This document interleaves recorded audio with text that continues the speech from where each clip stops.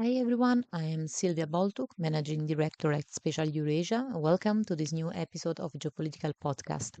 Today we will be talking about the unexpected outcome of Turkey's recent elections. The local elections held on March 31st in Turkey marked a significant shift in the country's political landscape as the ruling AK party, led by President Recep Tayyip Erdogan, suffered its most severe electoral loss.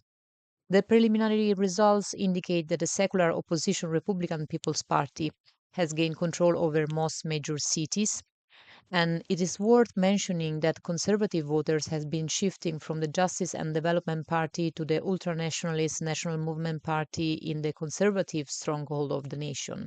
And there is also a significant number of AKP voters who did not participate in the elections at all. Currently, the Justice and Development Party controls the mayoralty in 39 out of 81 municipalities in Turkey. In spite of the media's complete control and dominance and unfair election conditions, the opposition succeeded in winning in major urban areas, which is a major success.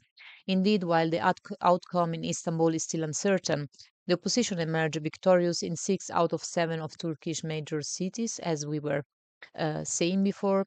In Istanbul, the opposition, the Republican People's Party candidate Imamoglu, garnered 48% of the votes. Istanbul's importance should be not uh, overlooked, given its historical significance as the capital of the Ottoman Empire, which has consistently supported Erdogan's narrative in this regard.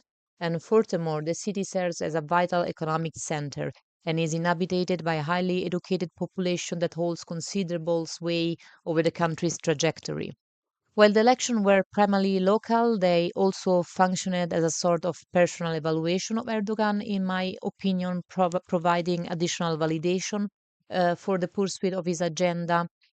Turkey experienced widespread discontent characterized by soaring inflation, financial struggles for ordinary workers and retirees, growing division within society, increasing limitation on basic rights, and potentially risky decision in foreign affairs, particularly under the leader of the current President Erdogan.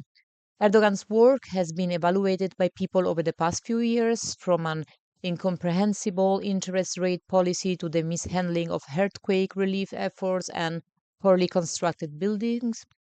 There have been many claims in this regard.